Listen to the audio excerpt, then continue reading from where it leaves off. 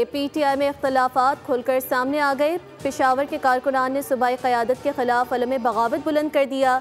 News conference में कहा, खैबर पख्तूनख्वा में सेनेट इलेक्शन के दिन असम्बली का घेराव करेंगे। वोटिंग से पहले हॉर्स ट्रेडिंग शुरू हो गई।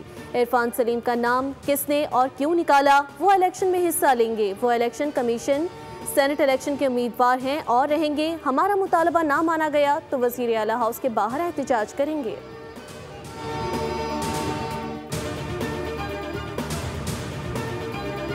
हुकूमत और अपोजिशन में बड़ा breakthrough. Speaker Punjab assembly Malik Ahmad Khan ने अपोजिशन के खिलाफ दरख्वास्तों पर रेफरेंस खत्म करने का फैसला कर लिया।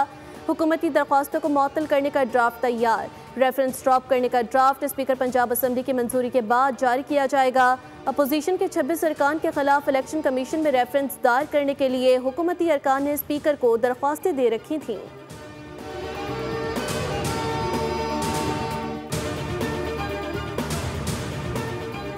जेल काटना बड़ी बात नहीं। जेल तो नेल्सन मंडेला ने भी काटी थी, लेकिन मंडेला ने एक्सरसाइज के लिए कोई डिमांड नहीं की थी।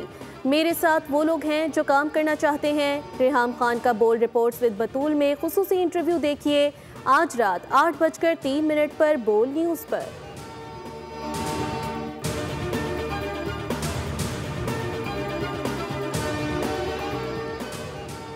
और लाहौर के मुख्तलिफ इलाकों में आज फिर बारिश। शादमान जेल रोड और माल रोड के अतराफ में बरखा रुत।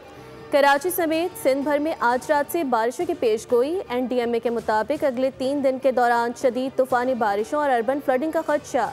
कराची, हैदराबाद, बदीन, थरपारकर समेत कई अजला मुतासिर हो सकते हैं। तेज़ हवाएं, गरज चमक और आंधी का इम्कान। शहरियों को एहतियात की हिदायत। महकमा मौसमियात के मुताबिक इस्लामाबाद, पिंडी और फैसलाबाद में भी बारिश का इम्कान। कश्मीर और गिलगित बल्दिस्तान में भी मज़ीद बारिशें मुतवक्के।